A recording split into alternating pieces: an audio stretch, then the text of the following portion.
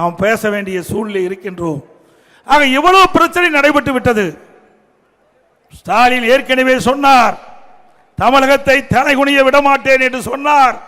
இன்றைக்கு தமிழ்நாட்டிலே தலைகுனிந்து நிற்கின்ற காட்சி இப்பொழுது தொலைக்காட்சியிலே பார்க்கின்றோம். இன்னைக்கு நாடே அதிர்ந்து போய்விட்டது. தமிழ்நாடு மட்டுமல்ல, இந்திய நாடே அதிர்ந்து போய்விட்டது.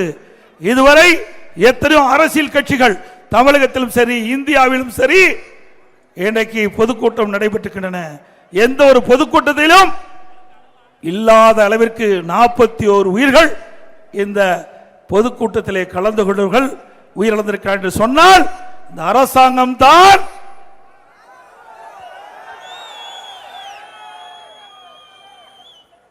பொறுப்பேற்க வேண்டும் என்று சொன்னால் அரசாங்கம் உங்க கையிலே இருக்கின்றது, ஆட்சி உங்க கையிலே இருக்கின்றது. ஆட்சியாளரை தான் பார்த்து கேட்க முடியும். அப்படித்தானே கேட்க முடியும். யாருமே பழி சுமத்தி தப்பித்து விட கூடாது. ஆக ஒரு அரசாங்கம் எப்படி இருக்க வேண்டும் என்பதை நீங்கள் உணர வேண்டும். இனியாவது இன்றைக்கு நடக்கின்ற பொதுக்கூட்டத்திற்கு முழுமையான பாதுகாப்பை தருவீர்கள் என்று நாங்கள் எதிர்பார்க்கின்றோம்.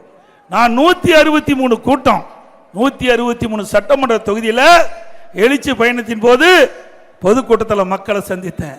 ஒரு 5-6 மாவட்டத்தில் தான் காவல்துறை பாதுகாப்பு கொடுத்தாங்க. மற்ற மாவட்டத்தில் எல்லாம் நம்ம கழக நிர்வாகிகள், தொண்டர்கள், கூட்டணி கட்சி சேர்ந்த தலைவர், நிர்வாகிகள் பாதுகாப்போடு தான் கூட்டம் நடத்த முடிஞ்சது. ஆக ஆளுங்கட்சி கூட்டம் நடத்தினா, முதலமைச்சர் கூட்டம் நடத்தினா, ஆளே இல்லாத பகுதியில் கூட அப்படியே சாரி சாரியாக காவலர்களை நிறுத்தி பாதுகாப்பு கொடுக்கிறீங்க.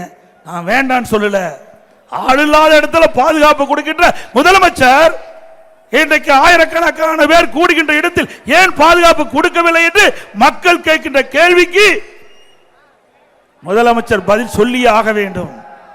இதற்கெல்லாம் 2026 சட்டமன்ற பொது தேர்தல் வர இருக்கின்றது. மக்கள் எதிர்பார்த்துக் கொண்டிருக்கின்றார்கள். உங்களுடைய ஆட்சியுடைய லட்சணத்தை மக்கள் எதிர்பார்த்துக் கொண்டிருக்கின்றார்கள். ஆகவே 2026 உங்களுக்கு தகுந்த பதிலடியை இந்த மக்கள் வழங்குவார். பிளே ஸ்டோர் மற்றும் ஆப் ஸ்டோரில் இருந்து பாலிமர் செயலியை QR கோடு மூலம் பதிவிறக்கம் செய்யுங்கள். செய்திகளை உடனுக்குடன் பெறுங்கள்.